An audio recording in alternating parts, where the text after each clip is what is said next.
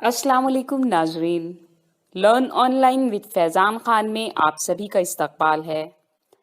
Relief hospital trauma and critical care और Regina institute for speciality के ज़ेर एहतमाम scientific हिजामा पर 5 रोज़ा नेशनल वर्कशॉप का एहतमाम किया गया। आइए जानते हैं मुख्तलिफ मेहमानों की इस पर क्या राय है। इसका इस्तकबाल करता हूँ। हमारे बीच हमारे कुछ मेहमान मौजूद हैं। मैं उनसे गुजारिश करूँगा कि वो लाइन से तशरीफ लाएँ। मैं सबसे पहले अपने बड़े जिनसे हम सब इंस्पायर होते रहे हैं हमेशा, मेरी मुराद प्रोफेसर प्रॉपर उस्मान साहब से हैं, जो प्रोफेसर हैं किंग जॉर्ज मेडिकल यूनिवर्सिटी में। मैं सबसे गुजारिश करूँगा कि सब तशरीफ लाएँ।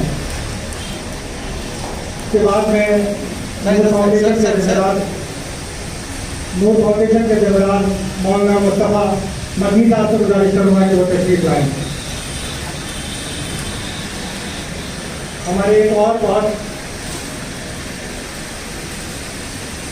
अहम मेहमान जो कि बड़ी तवील मुसाफर तय करके इस प्रोग्राम के अपने तशरीफ लाए हैं, मेरी मुराद मोहसिन जहरी साहब से है, जो कि जहरी रेमेडीज के ज़िम्मेदार हैं। मैं उनसे गुजारिश करूँगा कि वो लाइन से तशरीफ लाएँ। मोहसिन जहरी साहब।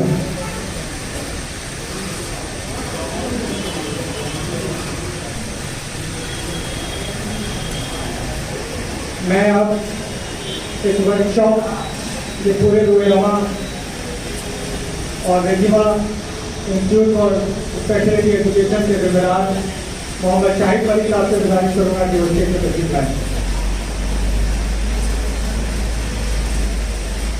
हमारे उस्ताद जो कि अलीगढ़ मुस्लिम यूनिवर्सिटी से तशरीफ लाए हैं और उन्होंने आज एक लेक्चर भी यहाँ पर दिया। या मैं मोहम्मद मोहसिन साहब की बात कर रहा हूँ। मैं गुजारिश करूँगा डॉक्टर मोहम्मद मोहसिन साहब स्टेज पर तशरीफ लाएँ, क्योंकि हमारे मेहमानों को में कुछ मेहमान ऐसे हैं जिनको जाना है। तो मैं बिना ताक़ीद के इस प्रोग्राम को शुरू करता हूँ। मैं डॉक्टर नुसरत मैम जो कि रेजिमा क्लिनिक के ज़िम्मेदार और डायरेक्टर हैं, मैं उनसे गुजारिश करूँगा वो लाइन से तशरीफ लाएँ। डॉक्टर नुसरत अख्तर।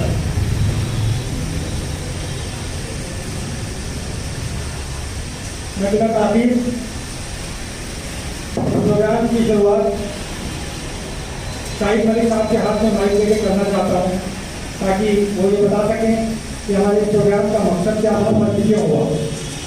क्योंकि उसके बाद वैसे तो प्रोफेसर उस्मान साहब को हम लोगों ने रिक्वेस्ट की के साथ रुकेंगे बहुत देर तक, मेरे घर की अपनी कुछ मसरूफियत है और सबको कहीं पहुँचना है, इसलिए इसके बाद फिर प्रोफेसर उस्मान साहब को सुनाने चाहता हूँ। शाहिद मलिक साहब।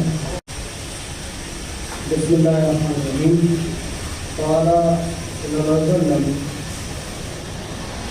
इन्ना अनसरू मा तदावीतु मुजरिम मोहम्मद मोहतरम जनाब मौलाना मुस्तफ़ा साहब, प्रोफेसर उस्मान साहब, मोहसिन जहरी साहब, डॉक्टर मोहम्मद रशीद साहब और डॉक्टर मुबशिर साहब, मेहमान और हमारे हिजामा ट्रेनिंग वर्कशॉप के ट्रेनिंग, अस्सलाम वालेकुम व रहमतुल्लाहि व बरकातहू।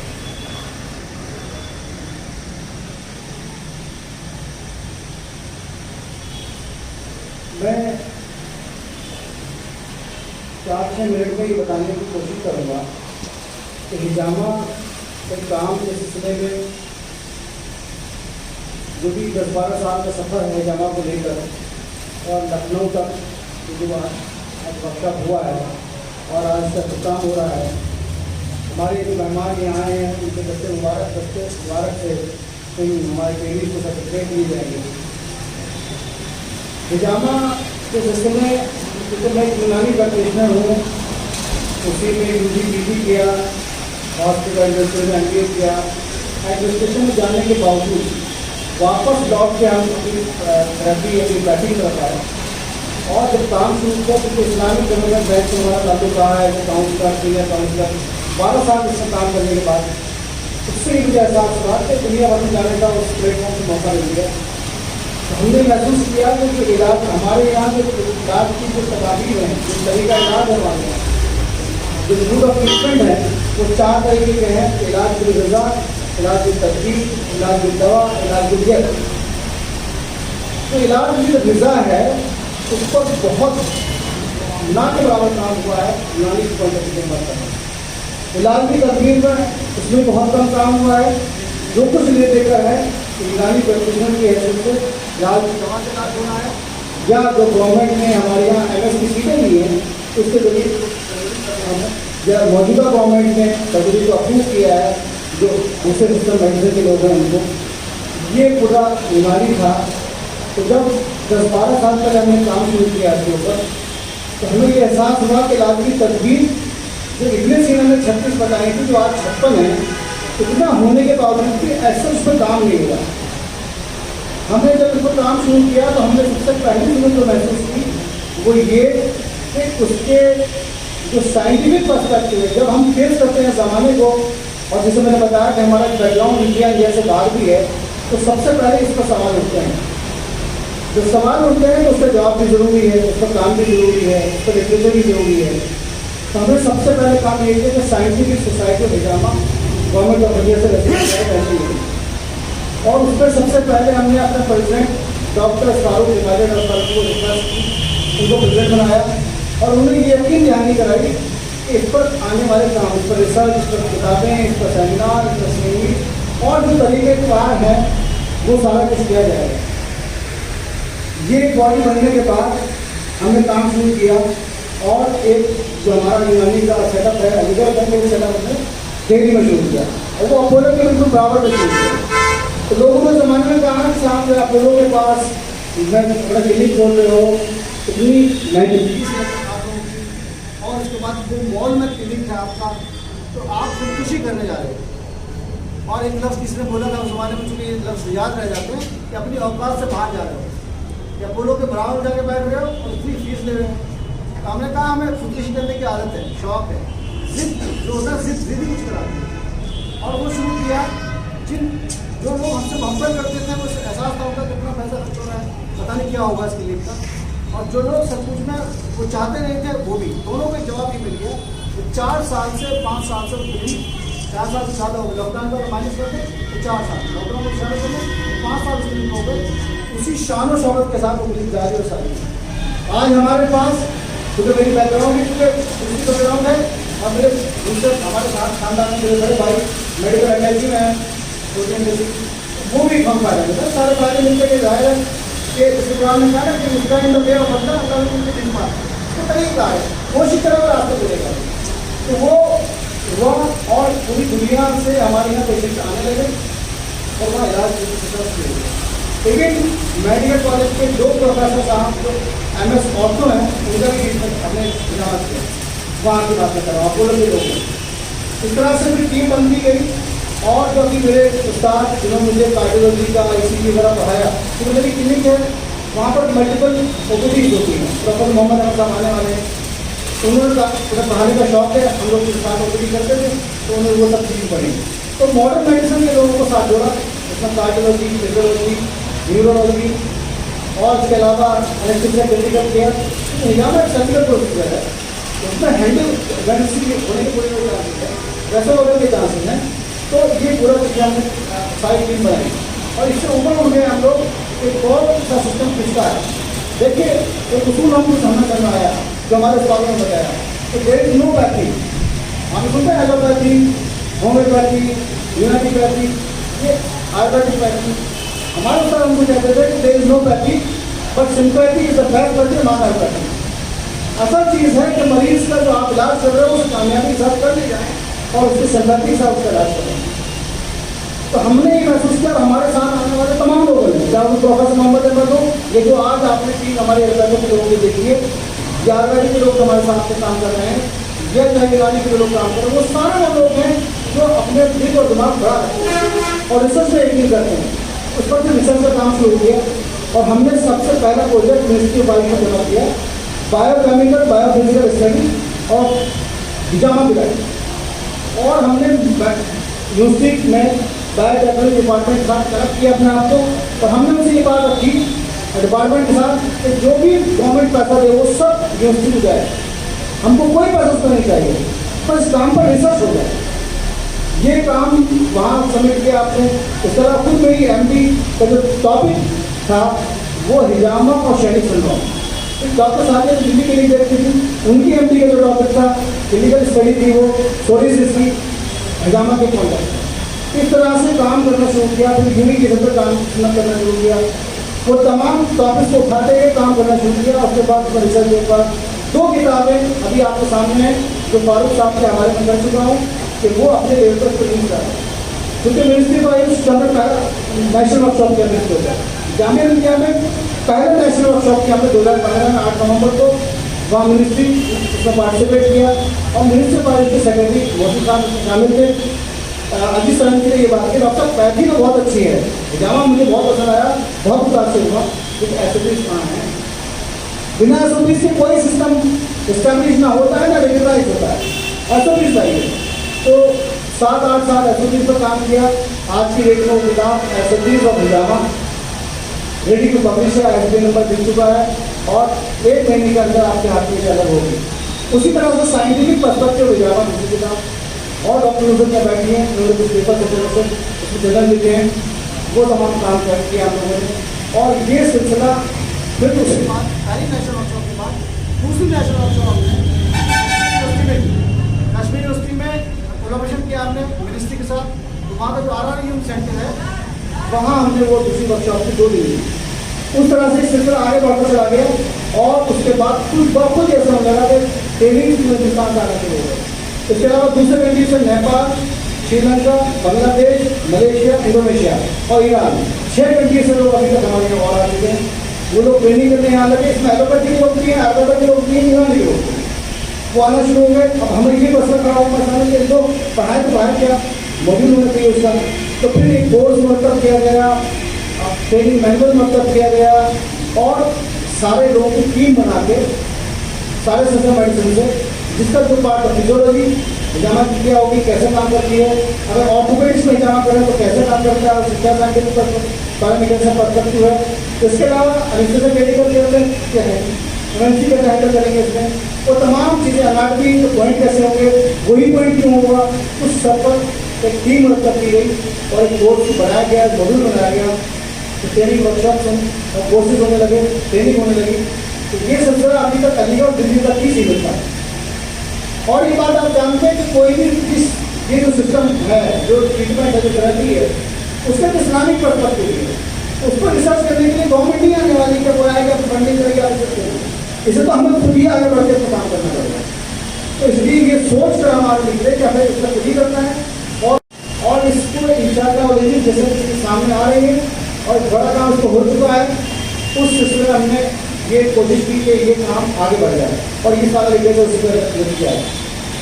और मेरी कमाल ये है कि हमारे जो एलोपैथी के लोग साथ जुड़े, उसमें हमारे डॉक्टर उबैद साहब हैं, एनेस्थीसिया मेडिकल केयर के आदमी हैं, एम्स से उनकी फेलोशिप है, उन्होंने और प्रोफेसर मोहम्मद अहमद, ये 2 लोग ऐसे थे जिन्होंने इसलिए मोटिवेट किया कि आप अपनी टीम से बाहर निकलो, दुनिया के सामने आओ। और ये जो तुम लोग करते हो सिर्फ यूनानी वाले बुला के बैठ जाते हैं और या ढूंढ के बैठ जाते हैं, इससे बाहर निकल जाता है।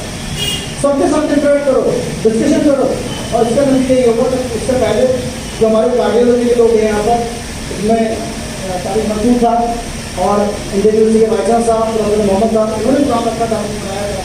उसमें दाऊद में जो हमारा काम है उसको प्रेजेंट किया था, उसको कितना ज़्यादा खराब है। आप देखिए एलोपैथी का यहाँ बुरा कर है, इसलिए कि कोई भी आदमी जिसने मैंने कहा इस तरह बायस नहीं हुआ करता है, क्योंकि आप सोचे बैठे सामने वाला बायस है, इसलिए आपको ऐसा एहसास होता है। आप जब रिसर्च के पॉइंट के साथ आएंगे, लोग दिल के साथ काम करने के लिए तैयार भी हैं और काम कर रहे हैं। मेरे हिसाब से कहा कि 5 दिन के प्रोग्राम में पूरी फैकल्टी को मेडिकल को दाखिल आया, कितना को जुड़ा, उसका नतीजा हमारे सामने, हमारे टीचर भी हैं, हमारे बड़े भी हैं, हमारे बड़े भाई भी हैं, डॉक्टर मोहम्मद रफी का जिनका PhD यूनानी में है। आप देखा इस लेवल की फैकल्टीज अब तकलीफ खराब होने के बावजूद भी लखनऊ चली जाती है। तो यही लोग हैं वो कहने वाले, मोटिवेट करने वाले कि आप बाहर निकलो। डॉक्टर मुबशिर साहब ने यहाँ कोऑर्डिनेट किया और एक कामयाब ब्रांच, क्योंकि हम 20-20 का बैच बनाते हैं और आज अभी आप देखेंगे 20 लोग इस काम में मौजूद हैं। 20 का टारगेट था, क्योंकि हैंड्स ऑन ट्रेनिंग भी शामिल रहती है, सुबह हैंड्स ऑन ट्रेनिंग, फिर उसके बाद क्लासेस। तो हैंड्स ऑन के लिए जरूरी है कि बैच छोटे हो, छोटी छोटी हो रही हो। तो 20 का हमने टारगेट किया था, 20 डॉक्टर यहाँ आपके सामने पहुंचे जो नेपाल से भी हैं, आपके मध्य प्रदेश से भी हैं, महाराष्ट्र से भी हैं, बॉम्बे से हैं, तो इसके अलावा बिहार से हैं, इसके अलावा काशीपुर से हैं, इसके अलावा प्रतापगढ़ से हैं, तमाम जगहों से लोग यहाँ हैं। और 20 का बैच हमारा यानी कि मोर देन तक पूरा 100% महसूस किया। ये वजह थी लखनऊ आने की, वरना ये बात आप लोग जानते हैं कि हम असलन प्रैक्टिस में रहें। साइंटिफिक सोसाइटी हरियाणा के अंदर में ये चलती है, न कि रेजिमा के अंदर में। रेजिमा वो प्रदेश है जहाँ पर ये चीज़ें की जाती हैं। हमारे जो सोर्स है वो हमारा अपना क्लिनिक है, हमारे अपने पेशेंट है। ये सोर्स नहीं है, बल्कि ये हमारे रिसर्च का मकसद है और जिंदगी का मकसद बनाया है इसको हमने कि हम इस पर काम करेंगे। इलाज की दर्दी के दूसरे पहलू में काम करेंगे, इलाज के वीज़ा पर भी काम करेंगे। ये हमने अपनी जिंदगी का मकसद बनाया, उसी पर काम कर रहे हैं। मुझे बड़ी खुशी है कि प्रोफेसर फौजा उस्मान साहब से मिलना जितना यहाँ होता था वो IDB के ब्रांच में होता था। जब उनसे मुलाकात हुई वो हमको सिर्फ IDB के काउंसलर के ऐसे जानते होंगे, उन्होंने कभी नहीं जाना होगा। मैं ऐसी वाली डिग्री बाई चांस साहब उस दिन मुझे कह रहे हैं कि ये बात मुझे पता ही नहीं था, जबकि एकदम सीनियर काउंसलर बन के आता जाएगा। तो अब क्योंकि IDB को मैंने 12 साल करने के बाद, हालांकि 3 साल का पढ़ने था, 12 साल करने के बाद उसको रिजाइन किया। हमने कहा कुछ काम धंधा करने दीजिए हमको, और उसके बाद हम इस काम में लगे। और जब से लगे हैं रात दिन ये काम कर रहे हैं हम मिलकर। और मोहसिन देवी साहब, अच्छी बात इस काम में ये है, मैं खासतौर पर प्रोफेसर साहब को गुजार करना चाहूँगा कि जिनसे जो लोग साथ आते थे अभी तक 10 साल तक तो बराबर काम कर रहे थे। पर मैं बड़ा खुशी इसको समझ रहा हूँ अपने आप को कि लखनऊ जैसे शहर में इतनी दूर आके काम करना और वो 100% कामयाब हो जाना। मुझे लोगों ने यहाँ की कहा मुझे 100% कामयाब तो हमारी कॉन्फिडेंस की होती है।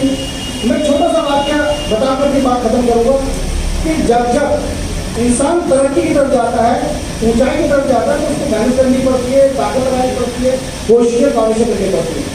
जब हमने पहली नेशनल वर्कशॉप की हिजामा पर 8 नवंबर 2015 को जामिया इस्लामिया में, तो लोगों ने हमसे कहा, जब मीटिंग होती थी, मोहसिन साहब उसके गवाह हैं, एक UK सोसाइटी थी हमारे पास, वो हमारे साथ थी, मोहसिन साहब हमारे साथ थे, एक और 10-12 वर्ष हमारे साथ थे। तो मीटिंग जब हुआ करती थी तो ये बात उसका रजिस्ट्रेशन फीस क्या की जाए, तो हमने कहा कि रजिस्ट्रेशन की 1 दिन की 5,000 रुपये की जाएगी। मुझे कोई बताने में बुरे से नहीं कि हम चार्ज करते हैं, मैं इसका हर तरह से सेवा नहीं कर सकता हूँ। और ये पैसा सोसाइटी में जमा हो रहा है, उसका रिजर्वेशन का काम हो रहा है। 5,000 रुपये, तो लोगों का दिमाग खराब हो गया तुम्हारा।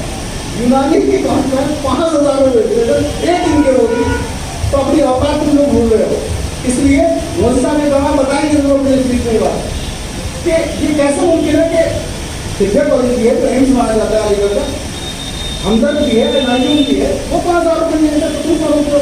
और तुम कैसा लगा कि तुमसे 5,000 रुपये दे के 1 दिन की हिजामा लोग सीखना है, वो भी सिखा पा रहे हो, तुम कॉन्फ्रेंस कर रहे थे। ये लोगों ने कहा, तो मीटिंग के बाद कितने लोग टारगेट है, मैंने 100 लोग, तो फिर आगे भी दूसरी बात करो, 100 लोग कैसे आ जाएंगे 5,000 रुपये देकर।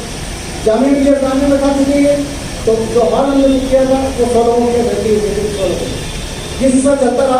कब शुरू करें, हम सुबह 9 बजे शुरू करें, सेशन हमारे पास ज़्यादा है। तो फिर पूरी बात है, दिल्ली में लोग ज़्यादा लोग सुबह उठते संडे, तो कैसे मुमकिन है, ये सब बातें चलती रही। हम लेकिन इस जिद पर अगर कि नहीं करेंगे, तो लोगों ने ये भी कहना चाहिए कि IDB में रहेंगे ना, तो वो परफेक्शन का मिजाज बन गया है IDB में रहने के बाद।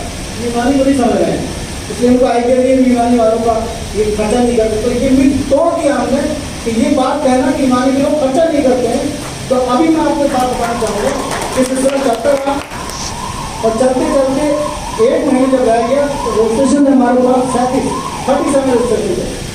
अब हमें घबराहट शुरू हुई कि लोग कह रहे बातचीत हुई, फिर हम जो मुसलमान हैं तो हमारा कनेक्शन जो पावर हाउस से फिर उससे जोड़ने की कोशिश की हमने 5 टाइम के अलावा कि भाई देखो कोई मसला क्या है, तो 37 रजिस्ट्रेशन में बाकी जो बात को कहना हो जाए। 2-4 दिन बाद ये एहसास सुबह क्लिनिक करना शुरू की कि फिल्मों का प्रमोशन होता है, तो क्यों ना कॉन्फ्रेंस का प्रमोशन किया जाए। तो ठीक है, हमने दिल्ली पुलिया असिस्टेंट डर कंट्रोल है, दोस्त हैं डॉक्टर खालिद, उनको मैंने फ़ोन किया कि खालिद भाई अंदर में बहुत गालियाँ पड़ रही हैं और बात में बहुत गालियाँ पड़ रही हैं। आप उन लोगों से जो गवर्नमेंट ऑफिसर्स होते हैं दिल्ली के वहाँ सिटी सेंटर में, हमने उनसे कही जाके वो डॉक्टर साहब जो बहुत दिमाग खराब है जिनका 5,000 रुपये ले गए, उनका फ्री ऑफ लेक्चर करा सकते हैं इंडिया में। तो सबने बड़ी राशि को बुलाइए एक फ्री लेक्चर होगा, 1 घंटे की बुलाइए उनको। दूसरी दिन हमें कॉल आके तीसरे दिन दिल्ली पहुँच गए। हमने सबसे पहला लेक्चर दिया कोरोना के बारे में, इसकी सदारत कर रहे थे प्रोफेसर दिल्ली साहब। हमने टॉपिक रखा scope and opportunities of exam, क्योंकि पब्लिक को पता नहीं कि कहाँ यूज कर सकते हैं। वो लेक्चर किया और जाहिर बैंक में काम किया, IDB के काउंसलर भी है इंडिया में। तो हमने उस लेक्चर 1 घंटे का दिया। तो जैसे पेशेंट की बात करें, पेशेंट करने की कम बनाएंगे तो होना कैसे, तो कांग्रेस में आ जाएगी। ऑर्थोपेडिक नंबर कैसा रहा है, ऐसे करना है, तो आगे बढ़ना कैसे, तो कांग्रेस में आ जाएगी। या बजाय घटाने को 100 बढ़ा दिया। वहाँ से हमने 25 एडमिशन एक साथ ले 37 + 25 कर दिया। फिर उसके बाद हमदर्द में पहुँचे, हमदर्द में लेक्चर होगा, लेक्चर के फॉर्म में 12 एडमिशन। देखिए हमदर्द के यहाँ बच्चा बैठा हुआ है, डॉक्टर ऊपर बैठे यहाँ पर, गवर्नमेंट ऑफिस मेडिकल ऑफिसर नहीं है। ये कह रहे सर मैंने वो लेक्चर सुना था आपका, और तब से मैं 22 लोगों का उसको फ्री में नहीं ज्वाइन किया, उसको अमली पढ़ने की ज्वाइन करना पड़ा। तो ये किया। उसके बाद इस तरह से 10-12 एडमिशन वहाँ से करके इसी तरह हमने सब जगह किया। आपको यकीन नहीं आएगा, 100 लोग जमा करने के लिए जो लोग हमने जगह पागल बने हैं। मोहसिन साहब यहाँ गवाह बैठे उस कॉन्फ्रेंस में, मोदी से पूरी तरह से 147 मिलेगा, 147 147 लोगों को अगर नेशनल वर्कशॉप की हमने। और जब 100 पर गैदरिंग की, जो पीछे स्टेज था, बीच में जगह थी, साइड सबको वहाँ दिखाना पड़ा। और पहला जो हमारा इनॉग्रेशन सेशन हुआ, उसमें 2 लोग बड़े लोग थे जो हमारे मेहमान थे, रेक्स रेमिनिस के हमारे श्रीलंकन साहब और रोबोट टीचर के डी प्रोफेसर गुप्ता, दोनों लोग अंदर एंट्री नहीं सकते। आज भी वो जब कहीं कॉन्फ्रेंस में मिलते हैं तो प्रोफेसर का हाथ पकड़ करते हैं, ये वो बंदा है जिसकी यूनानी की कॉन्फ्रेंस में जिसमें हमारी एंट्री हो सके, पैर बैठने की जगह 140 तरफ पैर बैठने की जगह नहीं थी वहाँ पर। तो ये जो सिलसिला है, जो लखनऊ आए हैं हम उस कॉन्टेक्स्ट में आए हैं कि इस सिलसिले को और आगे बढ़ाया जाए, इसका काम हो और सही तरीके से काम हो, इसकी नताई दिक्कत ना है। मैं शेर साहब की बात करता हूँ कि हम नहीं बातें सभा तेरे कर्म में होता है, हम तो खुशबू है बिगड़ने का हो कराता है। बहुत बहुत शुक्रिया, जज़ाकल्लाह। लर्न ऑनलाइन की जानिब से आपसे बस इतनी इल्तिजा है कि हमारे इस प्रोग्राम को लाइक, शेयर और सब्सक्राइब ज़रूर करें। साथ ही बेल आइकन दबाना ना भूलें, जिससे हमारी हर वीडियो आप तक अपलोड होने के साथ ही पहुंच सके। शुक्रिया।